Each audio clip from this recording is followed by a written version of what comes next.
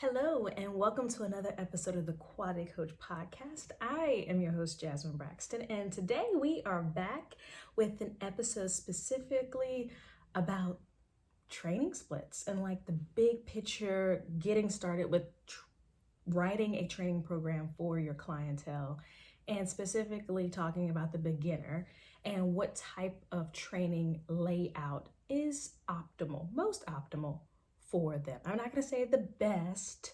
I'm not going to say anything overly grandiose because everybody has their opinions, but this is what the science says works and what I found that works when I've trained clients over the past 10 years. So getting into it, first and foremost, what is a beginner?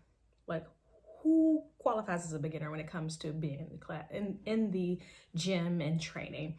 And essentially it breaks down to someone who has less than 2 years of consistent exercise history. Consistent meaning like twice a week they are exercising.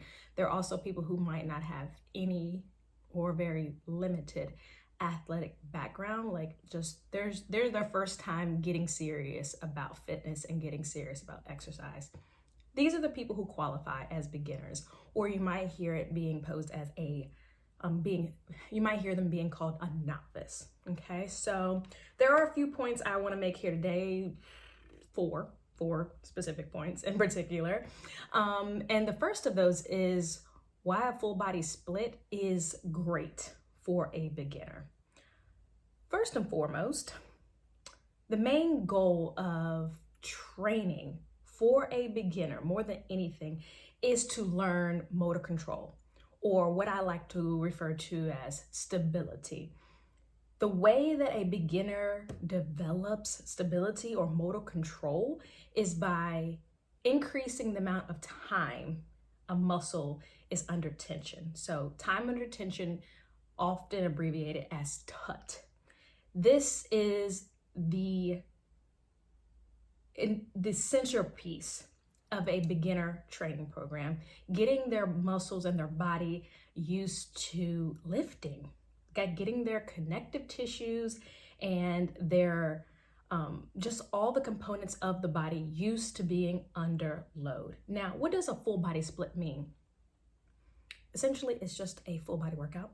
It is a workout that hits all the major muscle groups, yes, but all of the primary movement patterns. So squatting, hinging, pushing, pulling, core, carrying, those are the primary movement patterns. It's allowing them to be exposed to all of those things on a frequent basis. Now, high exposure to a movement pattern means that they are spending a lot of time under tension. Their whole body is experiencing time under tension over the course of the week, and this in turn allows them to develop more motor control or more stability.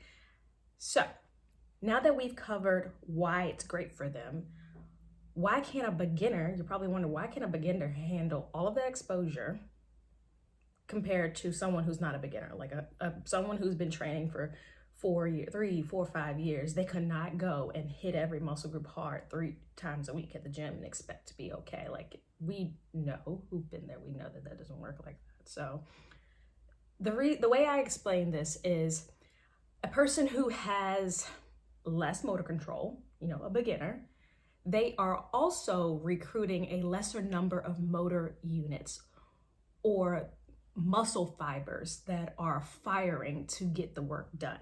So when there are a lesser number of motor units firing, meaning there's less muscle mass that's actually contributing to a contraction, their contractions aren't as intense as someone who is more trained, which means they're not creating as much metabolic stress and muscle damage, which leads them to be able to handle more volume, plus adapt and recover much more quickly than someone who is more trained. Okay, we call this the newbie gains. It's a wonderful phase. It's a beautiful time, but it's short-lived. It really only lasts, like 2 years tops. Before then, they have to move on to an upper lower body split. Full body there's nuance to this. Let me just say that there is nuance. Full body training is optimal for a beginner. And there are times when someone who is no longer a beginner can still use a full body training program. But if they are regular goers of the gym, if they're regular lifters, they're going to find that what's more beneficial for them is an upper lower split. But I'm not going to try to get out into the weeds and explaining all that, because y'all know I'm good at getting out to the weeds. Let's try to be good at staying on topic. So the next point I want to make is how many sessions a week is best for a beginner. Like, let's talk about that for a second. Ideally, or what makes the most sense, honestly, common sense here is training a beginner 2 to 3 days out of a week is best, with about 24 hours in between their sessions at the minimum, okay? Because roughly 24 hours is how long it takes for them to fully recover and adapt to the work that they just did in that last workout. So from there, you then want to take those 2 or 3 days of the week, or those 2 or 3 sessions, and you want to order the exercises in those sessions from the most complex movements. So we're talking power movements, compound movements, and we're gonna then order them from those most complex movements down to the least complex movements.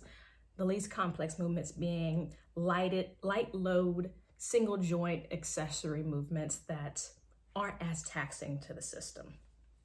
So my last point here, the place that many trainers inside of my online coaching community, Coach Unlocked, they trip up with assigning sets and reps. Like, do you get in your head about that too? It's okay, raise your hand. You can raise your hand. I used to get in the weeds about this too. I used to get really confused. Keep in mind this one point. Sets, reps, tempo, all of it controls a muscle's time under tension. Okay, sets, reps, tempo, control, time under tension. So my advice is to always let the goal of the training cycle that client is in dictate the sets and the reps. So beginners need to work on volume because they need to prep the body for heavier loads. They need to develop some muscle endurance, and they have to do these 2 things before they can really drop the volume and start focusing on higher weights and higher load and developing absolute strength. So let your reps and your sets focus on volume and getting the body used to higher loads, or getting used to loads in general, helping them increase their motor units or their motor control, their stability. And a good starting place is to keep it at 2 to 3 sets, 8 to 15 reps a piece, working in tempos that are like 3-0, 3-0, or 2-1, 2-1, and letting them rest as needed. That's it. Like, it doesn't have to be overly complicated. Plug those things into making sure that they hinge and squat, push and pull every single time they see you, and you are set. As that client adapts, then you can worry about dropping the volume and increasing the load. But how quickly or slowly, honestly, you progress a client's program is solely dependent upon how they are responding to things. And that's your dial. You don't push outside of those, or the barriers or the parameters that their body is adapting around. So that is it in a nutshell. Hopefully that helps clear up any confusion you might have had, or helped you to kind of simplify how to approach putting together an overall training program for a new client. All right, that's it for this one today. For more information about the Quality Coach Podcast or Coach Unlocked, our community for online personal trainers, visit jasminebraxton.co, and I'll catch you in the next one. Bye, y'all.